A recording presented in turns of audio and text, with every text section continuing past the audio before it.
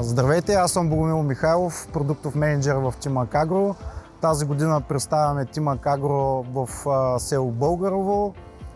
Зад мен виждате щанда и иновативните решения, които представяме заедно с колегите на земеделските производители. Като тази година имаме много нови решения, които са разработени и работят при условия на засушаване в полза на растенията, като целта е да им помогнем да развият своя пълен потенциал и максимално добре да се развиват през вегетацията при условия на суша.